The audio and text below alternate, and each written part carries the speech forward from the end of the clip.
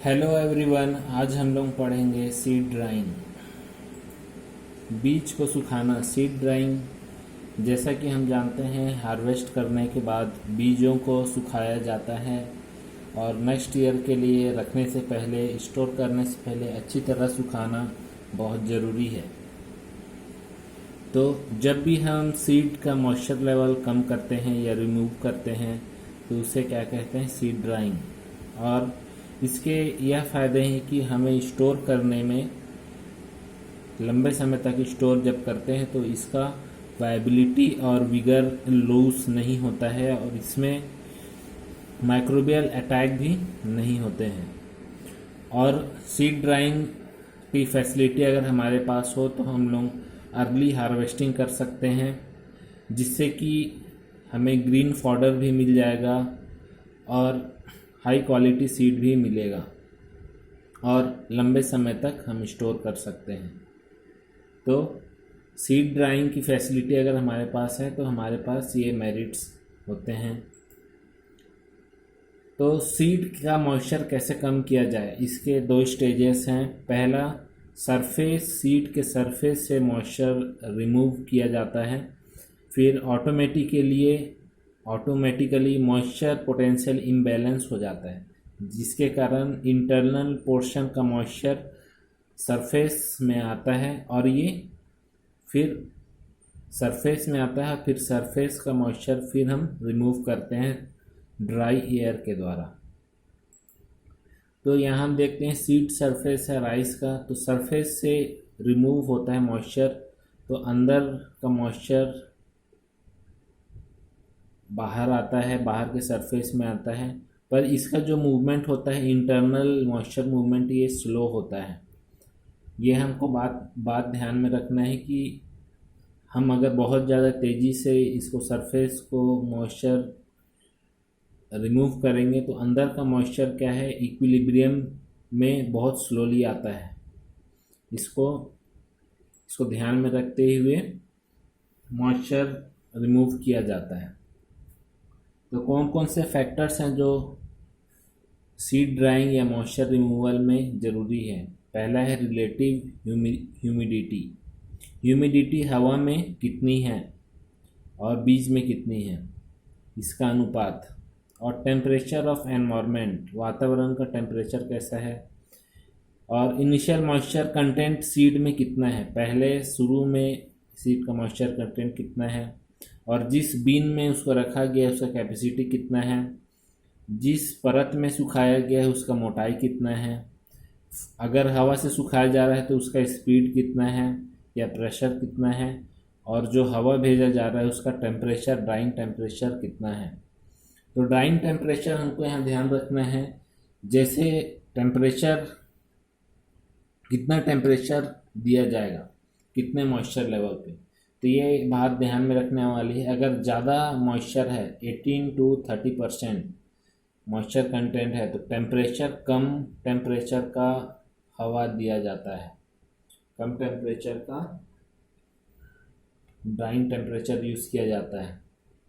और 10 to 18% moisture content में 42 degree centigrade temperature का एयर दिया जाता है। और अगर 10% मॉइस्चर कंटेंट है तो उसमें 43 डिग्री सेंटीग्रेड दिया जाता है। यहाँ ध्यान देना है कि मॉइस्चर कंटेंट ज़्यादा हो तो अचानक से उसको टेम्परेचर बहुत ज़्यादा नहीं देते हैं, उसका टेम्परेचर 32.2 डिग्री सेंटीग्रेड लगभग के आसपास दिया जाता है, जिससे वो स्लोली रिमूव हो उसका मॉइस्चर।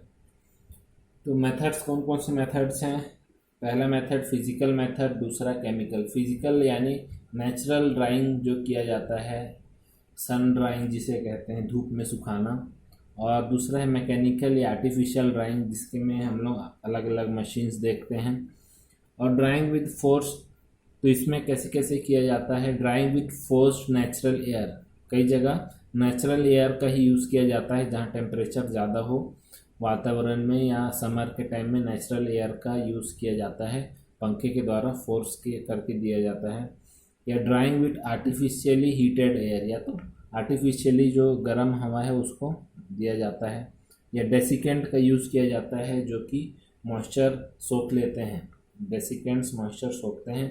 या इंफ्रारेड रेस दिया जाता है ना, ये किरणें होती हैं, इंफ्रारेड किरणें, उनके द्वारा उनको ड्राई किया जाता है। तो फिजिकल ड्राइंग या नेचुरल ड्राइंग या ट्रेडिशनल सन ड्राइंग, इसके लिए हम क्या करते हैं, बीजों को एक थ्रेशिंग फ्लोर या किसी फ्लोर में यूनिफॉर्मली एक परत, थिन लेयर परत में बिछा देते हैं और फिर उसको ड्राई होने देते हैं। इसमें ये बात ध्यान रखनी है कि अगर मॉइस्चर लेवल ज़्यादा है 17% से, तो उसको डायरेक्ट सनलाइट में नहीं रखा जाता है, उसको किसमें रखा जाता है, उसको हम रखते हैं छांव में या फिर कम लाइट वाले जगह में रखते हैं। डायरेक्ट सनलाइट नहीं दिया जाता, नहीं तो फिर उसका जर्मिनेशन लॉस होगा, जर्मिनेशन % लॉस होगा। तो एडवांटेजेस क्या हैं, अगर नेचुरल सुखा रहे हैं तो इजी और चीप होता है ये, और इसमें बहुत ज़्यादा खर्च नहीं लगता है और ना ही इसमें फ्यूल या ईंधन लगता है। पर इसके बहुत सारे डिसएडवांटेजेस हैं, ये स्लो होता है, कीड़े और पक्षी इसको खाते हैं, एनिमल खा सकते हैं, बहुत ज़्यादा एरिया ज़रूरत होता है, लेबर इसमें ज़्यादा लगते हैं जो कि उसको बिछाएंगे और रात को होने से पहले उसको कलेक्ट करेंगे। इसमें मैकेनिकल मिक्सचर ज़्यादा हो सकते हैं, डस्ट और कचड़े इसमें मिक्स हो सकते हैं। अगर अचानक से वेदर में बहुत सारा आंधी या तूफान आए तो उसमें भी दिक्कत आती है। और सन ड्राइंग में सन चेक्स भी होते हैं या हॉट स्पॉट्स होते हैं, मतलब इसमें टेम्परेचर अगर परिवर्तन हो गया सुखाने के दौरान टाइम टू टाइम, तो इसका फर्दर जब प्रोसेस किया जाता है सीड को, तो उसमें ब्रेकेज होते हैं, प्रोसेसिंग दौरान ब्रेकेज होते हैं सन ड्राइंग में, अगर उसमें वेरिएशन आए हैं तो। फिर ये हो गया आपका सन ड्राइंग। उसके बाद मैकेनिकल ड्राइंग, इसमें अलग अलग प्रकार के ड्रायर्स होते हैं और ड्रायर्स को क्लासिफाई भी किया है अलग अलग टाइप्स में। पहला है hot air and dehumidifier air dryer, इसमें हॉट एयर के द्वारा या डीह्यूमिडिफायर एयर के द्वारा इसको सुखाया जाता है। फिर और उसमें फ्लो कैसा होता है ग्रेन्स का, उसके हिसाब से बोला गया है कंटिन्यूस एंड बैच टाइप। इसको हम लोग देखेंगे कंटिन्यूस और बैच टाइप कैसे ड्रायर होते हैं। डायरेक्ट एंड इनडायरेक्ट टाइप्स, इसमें डायरेक्ट हीट दिया जाता है तो डायरेक्ट, और इनडायरेक्ट अगर हीट दिया जाए तो इनडायरेक्ट टाइप्स भी कहा जाता है। फिर depending upon the types of energy, कौन सा एनर्जी यूज़ कर रहे हैं, इलेक्ट्रिसिटी यूज़ कर रहे हैं या सोलर एनर्जी यूज़ कर रहे हैं या किसी ऑयल को जला रहे हैं या फिर किसी एग्रीकल्चर वेस्ट को जलाया जा रहा है। तो इसमें पहला है बैच ड्रायर। बैच ड्रायर में क्या होता है, इसमें एक बैच में एक लिमिटेड मात्रा में सीड को सुखाया जाता है उस मशीन में, फिर उसको रिमूव कर देते हैं, फिर अनदर बैच को लगाया जाता है। एक मशीन देख सकते हैं नीचे, एक बैच में यहाँ एक ट्रे में यहाँ रखा गया है, उधर से हॉट एयर इसमें फ्लो किया जाता है और इसमें ये जो ट्रे है इसमें ये एक जो बैच बनाया है ये सूखता है, फिर नेक्स्ट बैच इसमें लगाया जाता है। ये स्मॉल क्वांटिटी सीड के लिए, अगर कम मात्रा में बीज है, बीज उत्पादन हुआ है तो उसमें सुखाने के लिए ये काम आता है।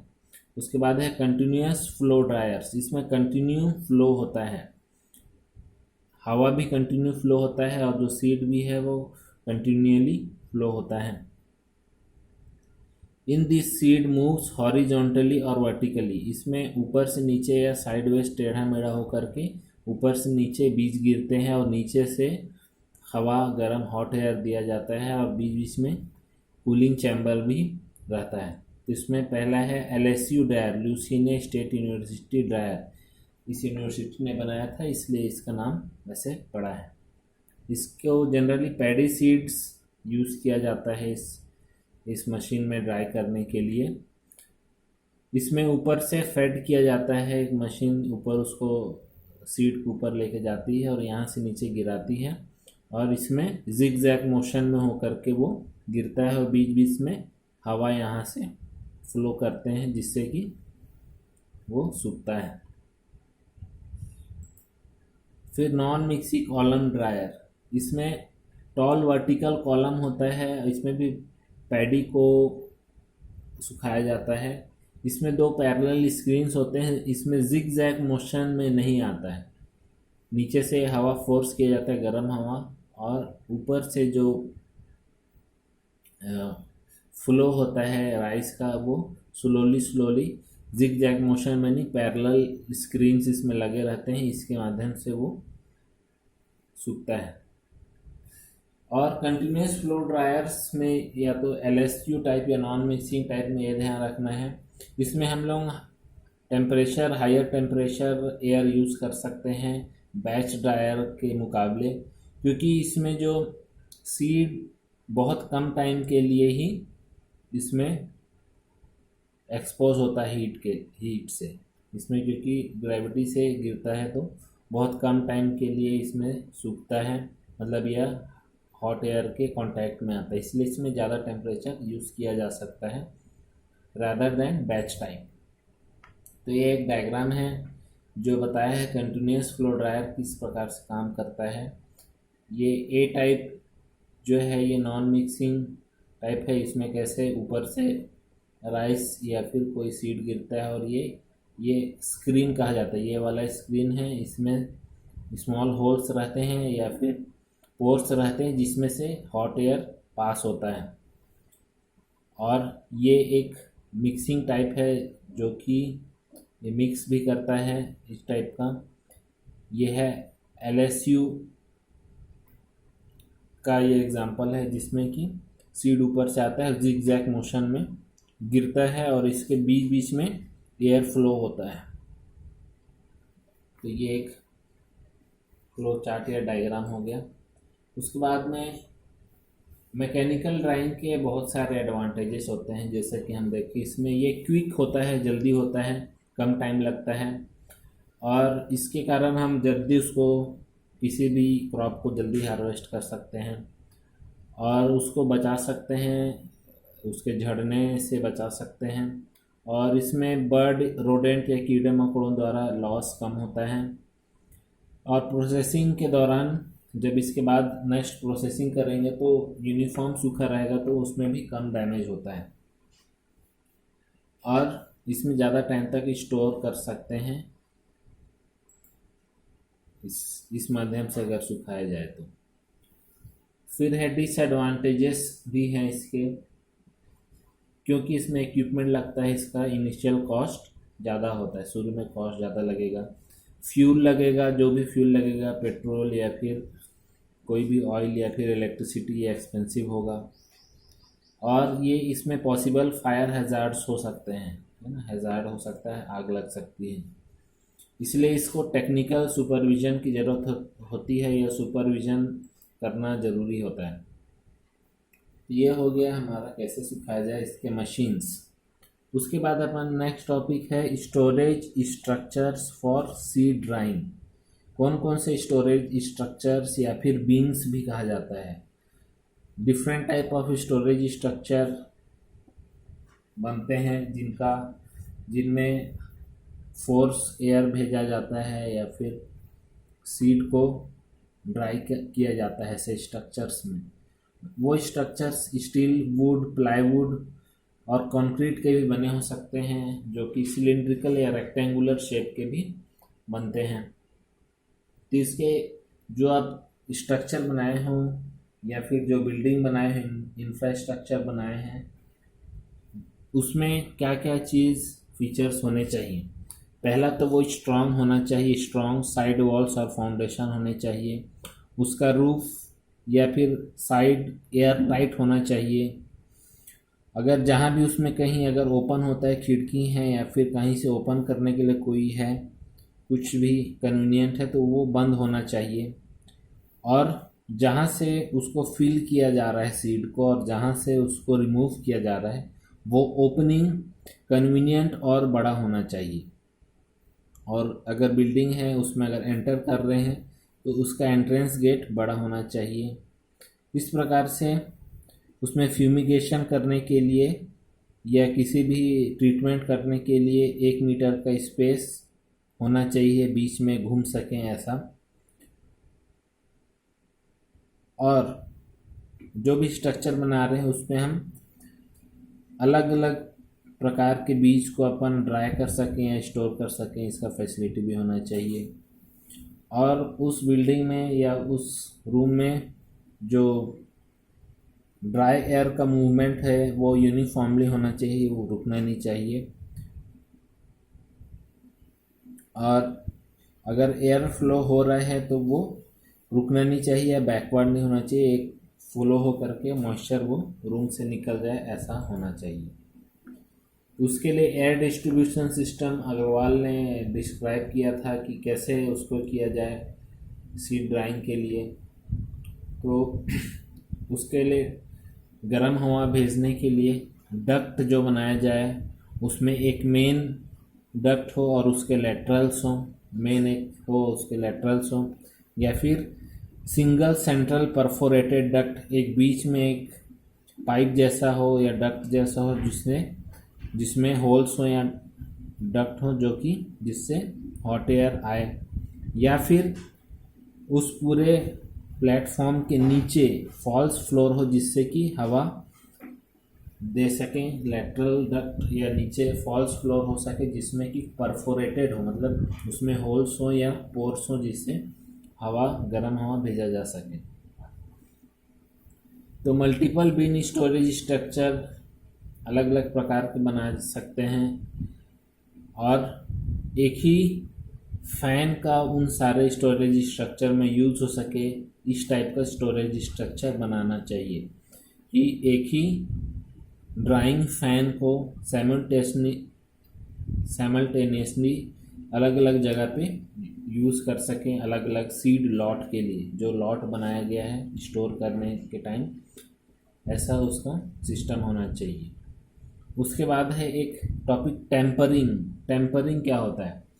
तो सीड को यूजुअली जब सुखाया जाता है या ड्राई किया जाता है तो वो स्टेजेस में किया जाता है, गर्म हवा दे करके कुछ टाइम तक उसको पास थ्रो या फिर एक ड्रायर से दूसरे ड्रायर में पास होने के लिए या एक निश्चित टाइम दिया जाता है ताकि वो उसका जो हम लोग शुरू में देखे थे कि एक सीड में जो मॉइस्चर इंटरनल मॉइस्चर से सरफेस में जो मॉइस्चर आ सके, इक्विलिब्रियम में आ सके, उस टाइम वो टाइम देने के लिए ताकि इंटरनल मॉइस्चर सरफेस में आ जाए, इसलिए वो टाइम दिया जाता है और जिससे कि ड्राइंग अच्छी तरह होता है।